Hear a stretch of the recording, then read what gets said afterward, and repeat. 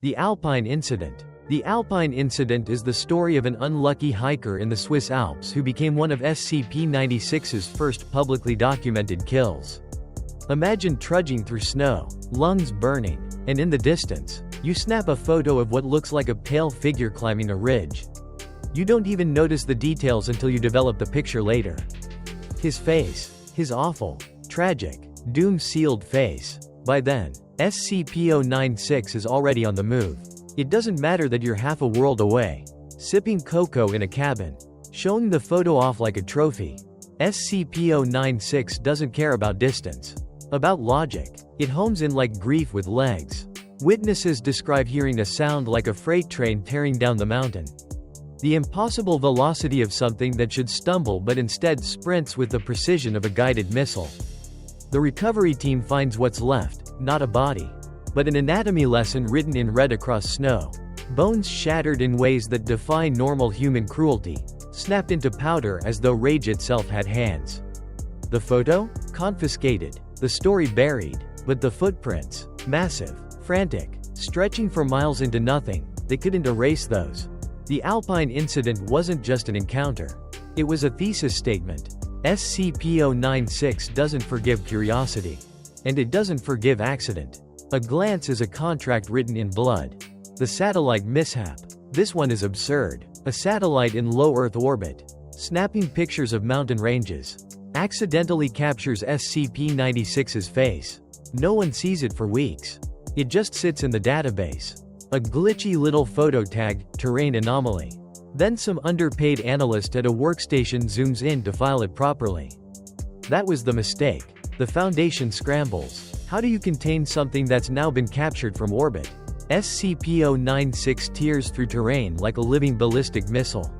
Screaming into the atmosphere. Climbing sheer cliffs and sprinting across deserts like it's late for a job interview in hell. Witnesses describe sonic booms trailing a pale blur. And the analyst? By the time 096 reached them, they weren't even coherent. Logs describe the containment squad finding a workstation coated in blood and broken teeth. The body nowhere intact. It's as if SCP-096 wasn't just killing but erasing. The satellite mishap taught the Foundation something terrifying.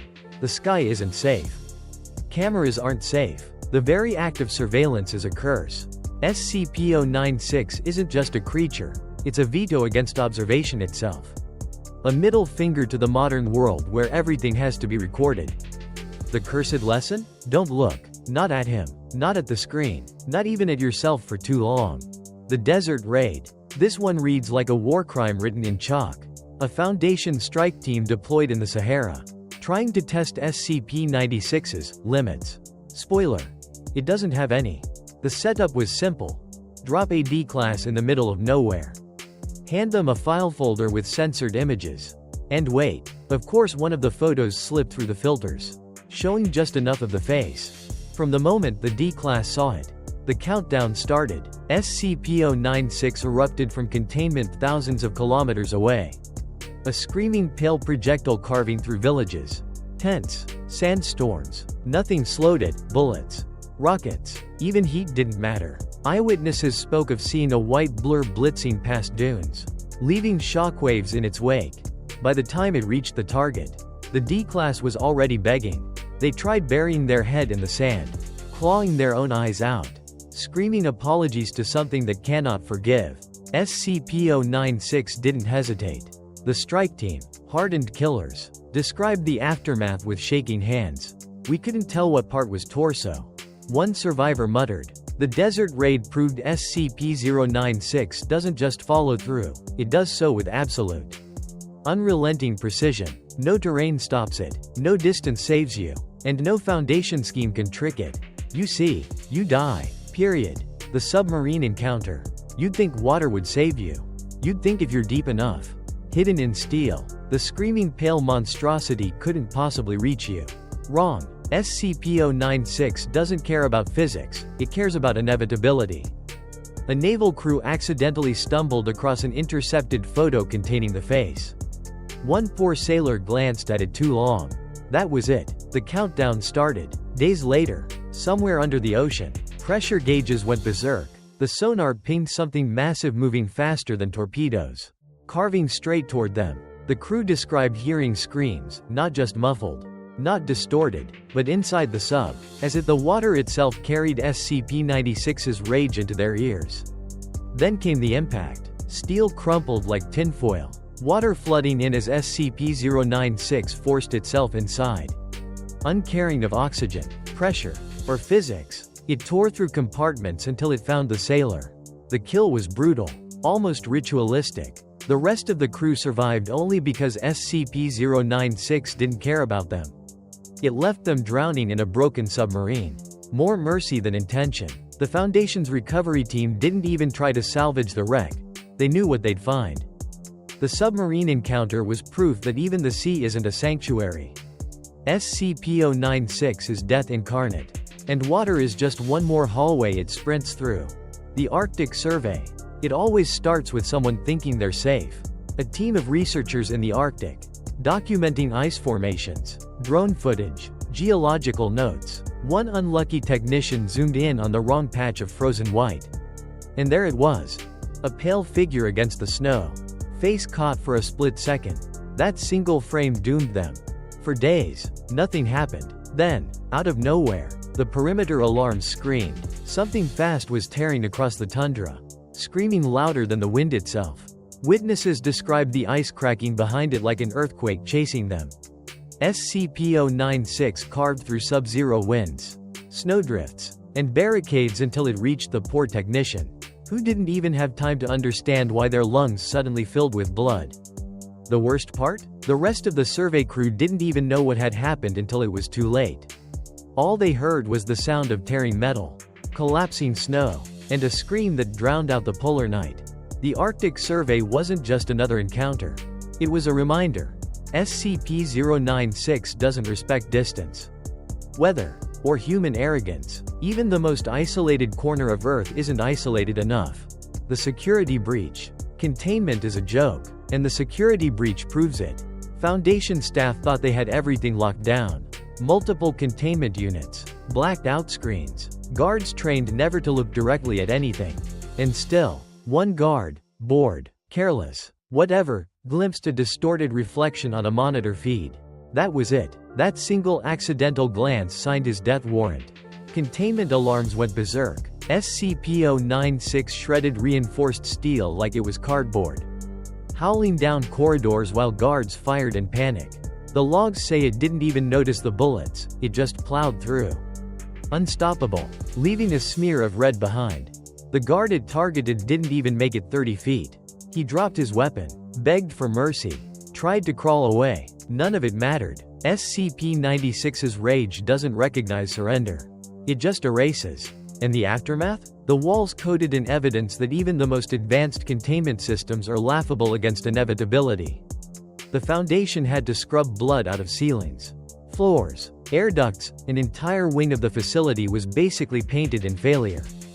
The security breach is proof that you don't contain SCP-096. You delay it, you stall, and eventually, someone screws up, because someone always screws up. The civilian photographer. Sometimes the horror isn't in secret facilities or Arctic outposts. It's in a living room. A freelance photographer in Eastern Europe accidentally captured SCP-096 during a landscape shoot. He never even noticed until he uploaded the pictures to his laptop and zoomed in on a pale speck in the background. Curiosity killed him, literally. What followed was chaos. Reports describe SCP-096 tearing through an entire village to reach him. Doors weren't barriers. Concrete wasn't a shield. Neighbors screamed as the pale figure burst through walls like drywall was tissue paper, ignoring everyone until it found the man. Witnesses say the sound lasted less than 10 seconds. But those 10 seconds were enough to stain memory forever. The Foundation arrived hours later, confiscating photos, bribing survivors, threatening silence. But the damage was done. The story spread. The myth of the tall, pale man became local folklore overnight. And in its wake, an entire community lived with the trauma of seeing inevitability walk through their front doors. The civilian photographer encounter is cursed because it's proof. You don't need to be staff. You don't need clearance. One mistake, one lens flare, And SCP-096 writes your obituary and screams. The airborne incident. There are reports of SCP-096 boarding a plane without ever opening the door. Someone on board viewed a contaminated photo during the flight. That was enough. Witnesses saw clouds parting below as something white streaked upward, slamming into the fuselage midair. The plane shook like it was in the grip of a god having a tantrum. What happened inside? Chaos. Passengers screaming as SCP-096 tore through the cabin, moving in frantic jerks, focused only on its target. Luggage, metal, even human bodies were shredded in the frenzy. And when it found the unlucky soul who saw its face, there was silence, a terrible silence as if the air itself was holding its breath. The aftermath was worse. The plane barely landed, ripped apart like a tin can. Most of its passengers dead not from impact but from SCP-96's rampage. The Foundation swooped in, rewriting the headlines into "mechanical failure." Survivors remember something else. The pale figure stepping calmly out of the wreckage, walking into the night sky as though nothing happened. The airborne incident is horrifying because it proves there's nowhere safe. Not even 35,000 feet above the ground. SCP-096 doesn't just chase you, it ascends to you. The space observation. Here's where things spiral into madness. Astronomers reviewing telescope data picked up an anomaly. A pale humanoid shape standing on a mountaintop, captured in a high-res frame. They didn't even realize it until weeks later.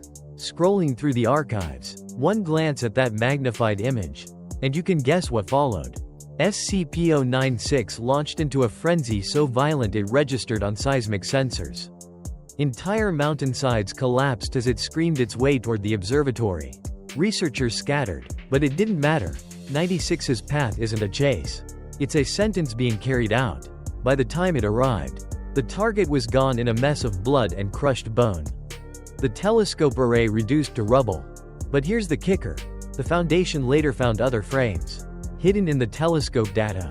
Backup files, already transmitted to secondary servers. Which means 96's face could have been glimpsed by anyone, anywhere in the world, without even knowing. The encounter never really ended. It just spread. The space observation left the Foundation with one terrible conclusion. The stars themselves are now contaminated. The act of looking into the heavens risks summoning a screaming abomination into your living room. Astronomy itself is a hazard. The final neutralization attempt. Desperation breeds idiocy. And the Foundation proved it. They thought they could finally end SCP-096. The plan was elaborate. Trap it inside a steel chamber. Blast it with warheads. Obliterate it down to atoms. They even brought in entire strike teams, convinced numbers could outweigh inevitability. The moment the test began, it was carnage. SCP-096 didn't resist. Why would it? It simply did what it always does. Found the poor fool who glimpsed it. Tore through armor and reinforced walls. Reduced the chamber to shrapnel. The soldiers never stood a chance. The strike footage, what little survived, showed something grotesque. Not just violence, but inevitability incarnate. SCP-096 moved like physics had agreed to get out of the way. It dismantled men, machines, buildings, then sat motionless, sobbing, as if it hated itself for existing. That was the final insult. Pitying the monster that just tore through hundreds of people. The neutralization attempt ended with silence and fire. SCP-096 walked away unharmed, as though nothing had happened. The Foundation never spoke of it again. Not because they won, but because they finally understood. You cannot kill inevitability. You can only avoid looking at it. Thank you so much for listening and following along with the story. Don't forget to hit like and subscribe to the YouTube channel so you won't miss out on more thrilling and exciting stories coming up. Your support is the greatest motivation for me to keep creating.